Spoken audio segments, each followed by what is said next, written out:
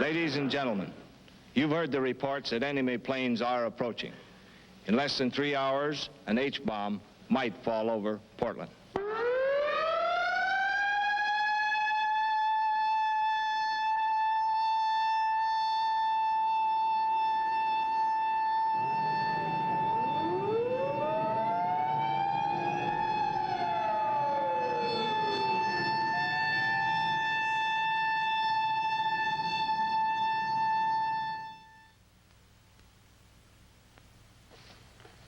Like myself, I think you're going to be very interested in this story that we're going to tell you. And in this age of missiles and man-made moons, it takes on added significance. There are no actors in this story, but there are a lot of people. The people of the city of Portland, Oregon, and what happened to them, or could happen to them, on a day that we'll call X.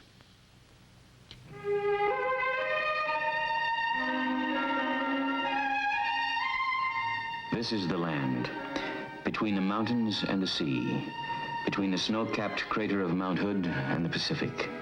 It's tall timber country. And this is the city, largest dry cargo port on the Pacific coast. And its people are friendly and rugged in the tradition of the Oregon Trail. Population, about 415,000, more or less about the size of Hiroshima. And this is what happened, or could happen, on a certain day called X. The sun came up at 6:31. Joe Fotev was there to observe and chronicle the event.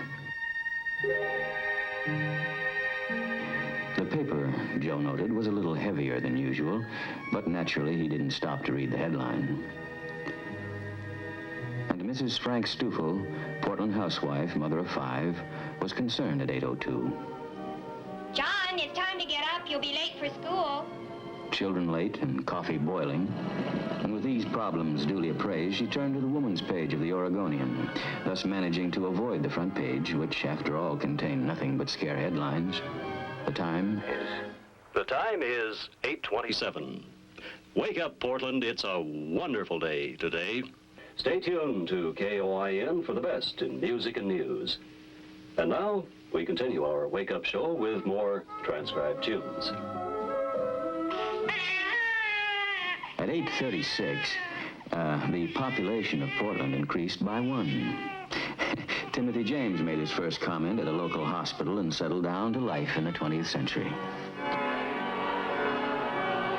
Like all communities, religion is important. The people, like its church architecture, are forward-thinking. At 9, a special service is being held. And at the busy port, at 9:18, Ray Matthews, a longshoreman, loaded scrap iron bound for Japan.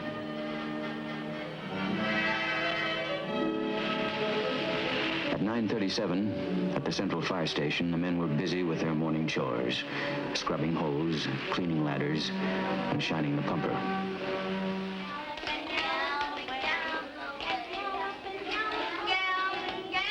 By 10 that morning, at the Harvey Scott School, the kindergarten class of Elsie McGlendon was much involved with the morning's activities.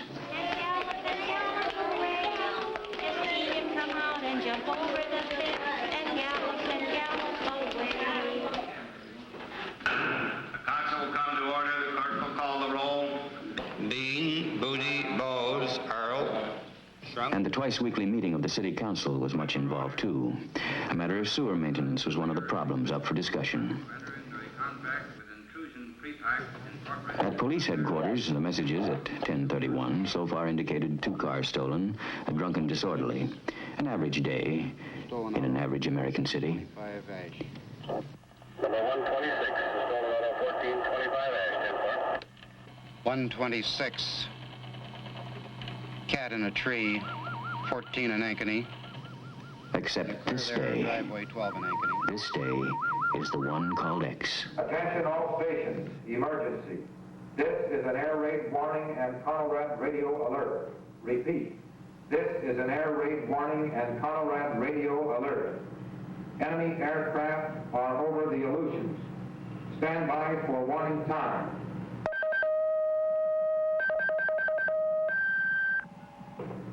Western. Prepare to copy time information. Time to Seattle, 2 hours, 30 minutes. Portland warning point. 3 hours, 30 Air raid warning. Enemy aircraft over Canada and Alaska. Time to Portland, 3 hours, 15 minutes. Thank you. I'll notify the mayor. At 10:32, Jack Lowe, the city's civil defense director, receives the words. Enemy planes have crossed the pole. Probably they carried H-bombs. Likely one, maybe two, are headed for Portland. The mayor is alerted. Clerk, gentlemen of the council, I've just received information that enemy planes are approaching this area. I've just authorized the sounding the evacuation signal. The council will be in recess and we'll immediately reassemble at the Emergency Operations Center. And so this day called X, which began in such an ordinary way, is no ordinary day. At 10:35, the banshee wail of the siren echoes the warning, and the city prepares for survival.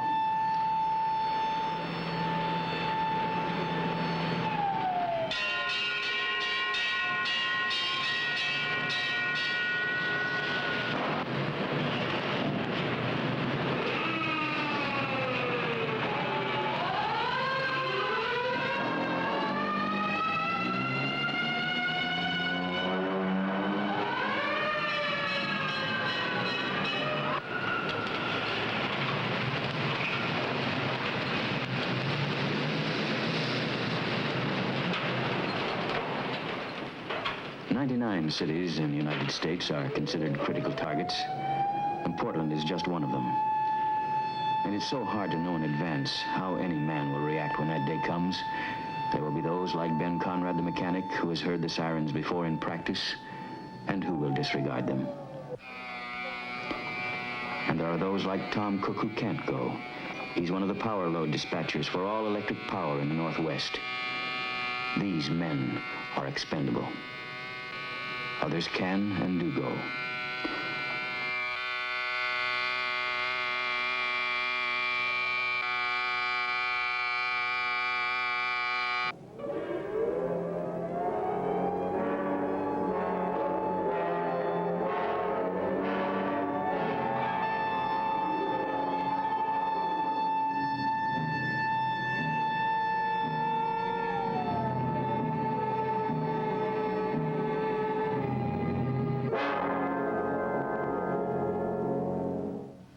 The time is 10:47.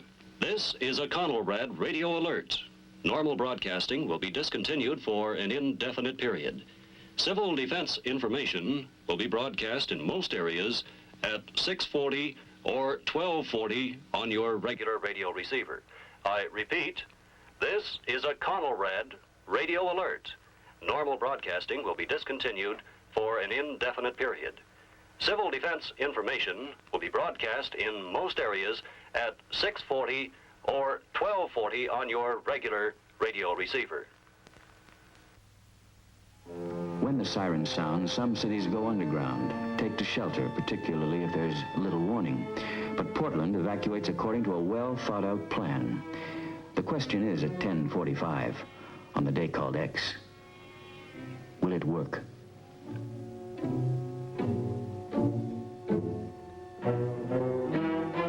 Quietly, without panic, the city organizes, becomes mobile the best it can.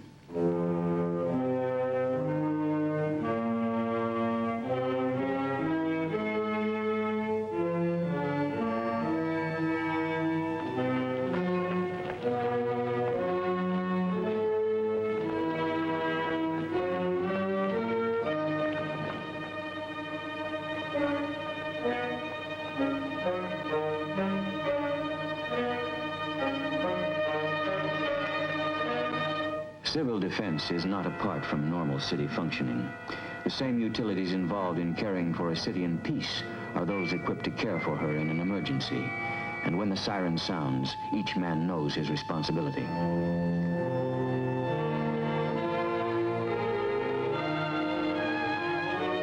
Public buildings follow a pattern well learned in practice.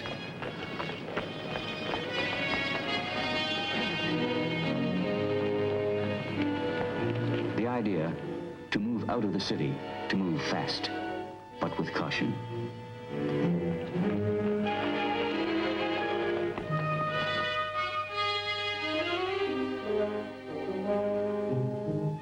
Like other Portland mothers, Mrs. Stufel moves her family to a prearranged location outside the city beyond radiation range with necessary supplies.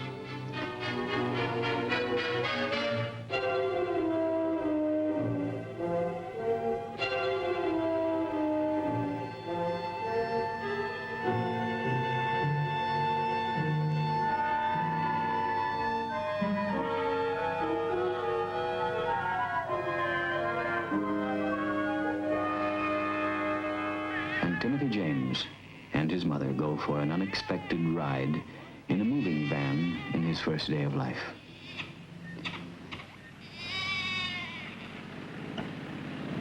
Now, at 10:50, in this hour of decision, the seat of local government is moved to a point some 6 miles out of town. Buried in a hill is a blast-proof, radiation-proof operations center where government can continue to function. Evacuation can be controlled, and if necessary, the city can be reorganized. The Portland plan revolves around the local government with Mayor Terry Shrunk its head. Government must survive if its people are to survive.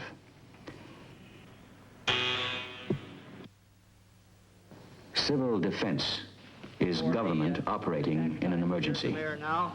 Morning, Mr. Mayor. Morning, The Jack. situation looks pretty bad right now. We don't know exactly what's happening, but we do have planes over Alaska and Canada. Ladies and gentlemen, you've heard the reports that enemy planes are approaching. In less than 3 hours, an H-bomb might fall over Portland. Mr. Jack Lowe, our Civil Defense Director, will coordinate activities here. Jack, what's the situation? Mr. Mayor, according to our latest reports from CONAD, enemy planes are still headed this way at 450 knots. That will put them just about there on the Alaska-Canadian border. I'd say we still have about 2.5 hours if Portland is where they intend to make a drop. What's the condition of evacuation movement Well, now? we have very scanty reports now because it's only been 15 minutes, but we can check with the police and with the traffic engineer and see if we get what information we have. I have no information yet as to how it's progressing. By 10:55, the heads of utilities, Red Cross, Military Liaison, Civil Air Patrol, Weather Bureau, and all city departments are functioning as a civil defense team. While city commissioners and bureau heads remain behind working with their departments at the emergency seat of government, their families are among those evacuating. By 11, the operations officer is receiving reports on the evacuation of the city, and he is the reporter of the day. Traffic, time, weather. And in the operations center's broadcast studio, the time is... The time is 11:10. This is an official civil defense broadcast. Enemy aircraft are over Canada and headed this way. Normal broadcasting has been discontinued until after this emergency has passed. You are now tuned to Conelrad and will receive official information and instruction on this frequency. Keep your radio tuned to this frequency. Remember, there is a traffic plan for the evacuation of the city. All cars in the downtown area must follow the green lights. They will lead you out of the danger area by the quickest route. Do not try to cross the flow of traffic. Follow the green lights. Turn with traffic. Proceed with care. John Carpenter, a sportscaster, becomes the warning voice. The people of Portland know his voice. Trust it. In 1955, Portland held a practice mass evacuation. The heart of the city was cleared in 34 minutes. It's safe to say that practice evacuation will be responsible for saving a great many lives this day. Should a bomb fall, many will be killed. The more that move out of the city, the greater the chances of survival. Pedestrians are helped out of the city. The great dangers are jam-ups and bottlenecks.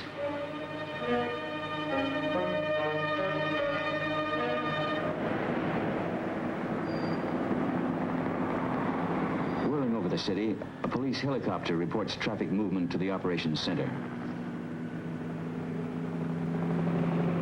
Copter 1 to dispatcher. Copter 1 to dispatcher. Copter 1, go ahead. harbor and Slavin traffic moving very slowly, bumper to bumper. Suggest 1 or 2 lanes be diverted east on Hamilton. Over. 10-4, 11:31. And at 11:32, at the operations center, Police Chief Hillbrunner receives a suggestion, and with traffic engineer Fred Fowler, he works out a way to divert traffic. Motorcycle policemen are sent to split the load onto a side road.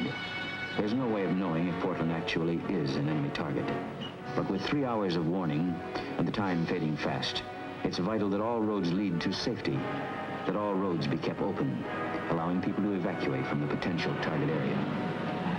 Meantime, county and state police halt and divert incoming traffic away from the target area.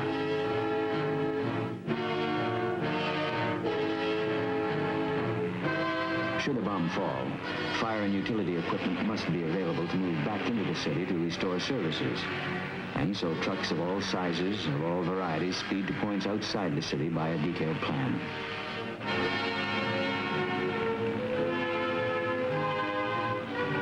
By 11:45, the men and equipment have arrived at the dispersal areas away from the target. Auxiliary police and auxiliary firemen are also in action. This is serious business, man. We anticipate attack. Secure your vehicles as best you can. Turn off the ignition. Put on the tarps on the fire apparatus. Take the radiation instruments with you. Move immediately to dispersal area. Move as quickly as you can to dispersal cover. I say again, move to dispersal cover.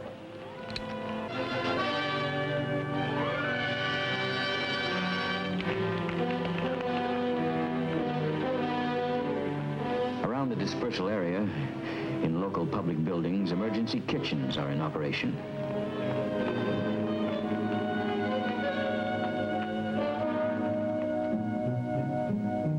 Rumors are everywhere. Facts are hard to find. But back underground, at the operations center, with time running out, only facts are considered. According to information we have just received from Western Air Defense Command, the situation remains the same. Enemy aircraft are still approaching in this direction. If they continue on this same course, we can expect an attack in this area anytime after 21:47 Greenwich time. That is 1:47 p.m. Pacific Standard Time. And now I would like a brief situation report from all departments on how we stand. First, John, what is the fallout situation? Well, Jack, according to our latest weather information, the winds will continue in a northeasterly direction at about 10 knots. Let's face facts, gentlemen. If we have a blast on target, downtown Portland, it will be hours and probably days before we can get back in. Engineering, Gordon Burt. We have reports that 80% of the city-owned and public utility equipment have been successfully evacuated from the city. However, there is one group of electric company trucks caught on the west side. We're working now on a plan to get them out. Fire Department, Chief Simpson. The fire department's initial dispersal plan is in effect. Several units have already moved out to their respective dispersal points. Engine 24 and Engine 30 are currently fighting a residential fire, and they will stay on the job until this fire has been controlled. Police, Chief Hillbrunner. As for police activities, the city is about 65% evacuated. Traffic appears to be moving at about 15 miles an hour outbound. The state and county police have set up an effective roadblock diverting inbound traffic, thus enabling us to use all lanes for outbound traffic. Emergency medical, Dr. Metter. City hospitals are continuing to evacuate. Emergency hospital units are functioning in Forest Grove and Mount Ainus. Others should be heard from soon. You might be interested in knowing that en route, one boy and twins were born. Gus Lang, welfare. As the reports continue, it is obvious that the Portland plan is working smoothly. Only 7 years earlier, Portland had no civil defense. It was then that the idea that civil defense was not to be separated from normal government evolved. And in 1952, a 1 mil tax levy to finance the plan was put on the ballot by unanimous decision of the City Council. After civil defense leaders went out and campaigned, the people voted to tax themselves to protect themselves. And later, the city charter was amended to assure continuity of government, so that in an emergency like this, should the executive branch become casualties, they would automatically be replaced by a legally established line of succession of other experienced city officials. The people, as now and after the emergency, are assured of continuity of their government. Schools report complete evacuation. There's no panic among the children. They've rehearsed this before. Reports from industries indicate approximately 90% evacuation. I think we're doing quite well. And so, at 1:25, with some 22 minutes till 0 hour, Portland seems to be doing quite well. Should a bomb fall now, city officials and city services will be able to carry on. And meantime, vital messages are passed on to maintain contact with state and county headquarters. Okay.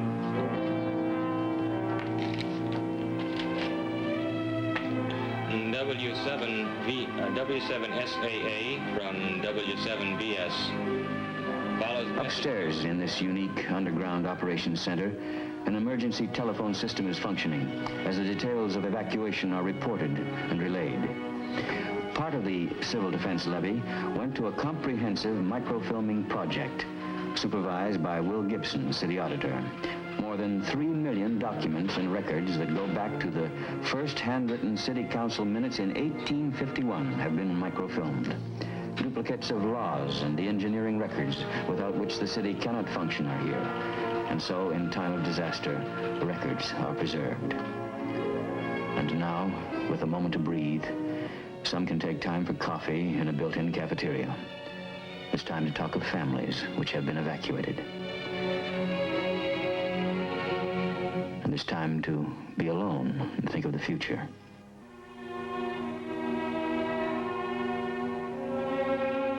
And there's even time for those who need it now to rest.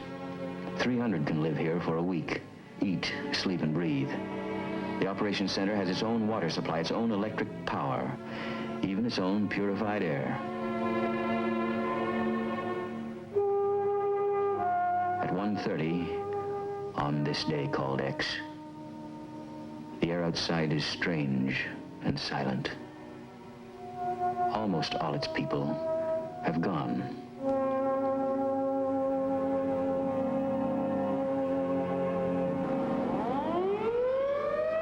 And at 1:32, as directed by the mayor, the siren sounds once more. Take cover. The evacuation is stopped, and there is nothing to do but wait. Back in the operations center, the day called X reaches its climax. Time now, 1:47.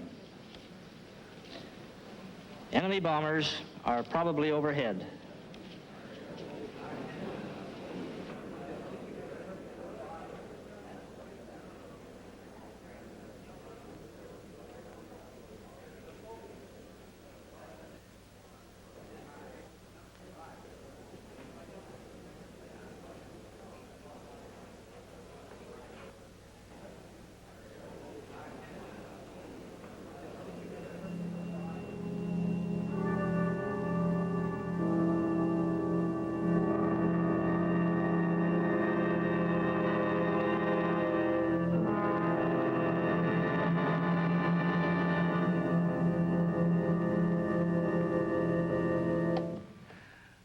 What happened after that moment, we leave you to contemplate.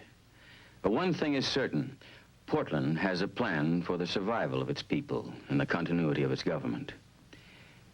And you know, actually, the survival of this entire nation depends upon the ability of federal, state, and local governments to carry out their responsibilities in the event of a massive nuclear attack.